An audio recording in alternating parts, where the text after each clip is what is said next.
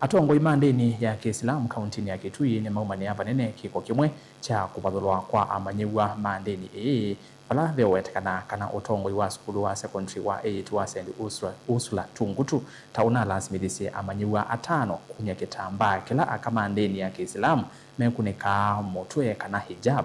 Atongoi ni mawetekana kiko ki ni kutula aki sia amanyiwa na bala menda itambe ya mituki yoswe ni kenda kusesea amanyiwa wana uyo vo kithito kitu cha kunena na ungami wa skulu uki na sia matunda itina wa mwalimu munene kulea kunena undu kana kunene undu na kusia andiki mama uvo kulika skulu ni usu Onesimus Chalo nokoliboti.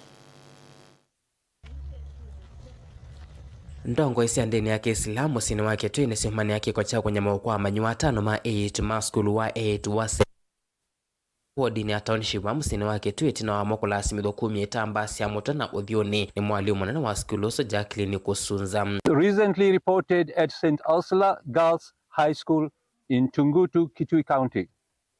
In addition to general reports, we wish to place on record a specific incident that we personally witnessed involving 5 Muslim students who were subjected to punitive action for wearing the hijab.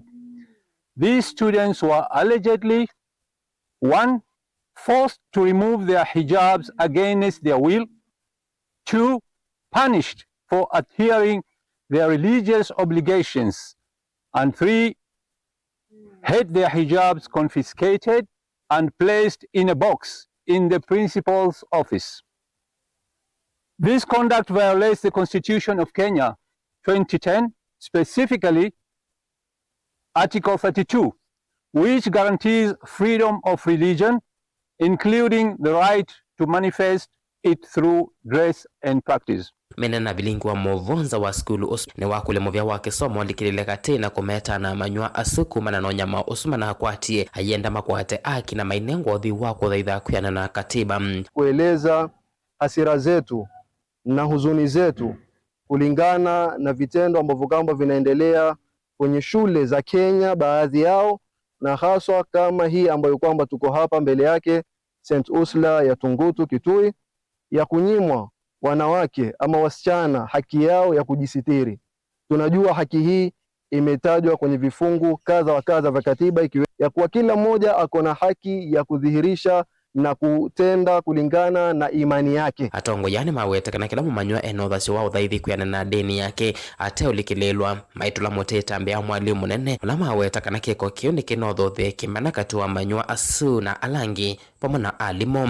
Sisi watoto wetu tumezoea kuwavalisha hijab, hatukuzoea kuwavalisha nguo za kawaida. Wao wanavaa nguo za kujistiri kuanzia juu mpaka chini, kuanzia primary mpaka secondary, wakienda wanaenda namna hiyo. Lakini hii shule yetu ambayo kwamba iko nyuma imewakosea watoto wetu kadhaa adabu, miongoni mwa kuchukua nguo zao zile za kujifunika kuzitupa chini na kuwapa punishment watoto hali ya kuwa wamefunga na wamevaa nguo za kidini, ambayo kwamba hiyo ni kinyume na sheria.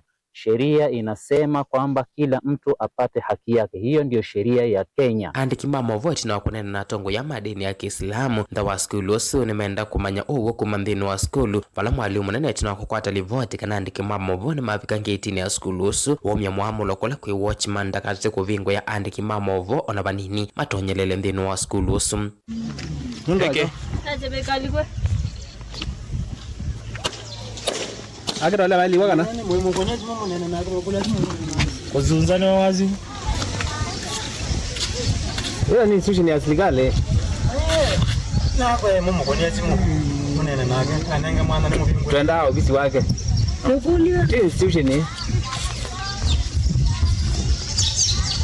Himo siyaisia kina vengi sawendi wito netwa manza mwalimu usugusina nzia ya simo pala wale ya kunene ya yulu kiko keu na atu ichakula kwe ministry ya kisomo pala wetakana na wate tona kusungika kukonya kiko keu musiyaisia netikwindia tuimandara na ofisi wa kisomo vake tui nokana kukwatangewa ya kiko kim deli vote ya vlingwa muvoma Tongoi TV. Nita Onesimus Chalo.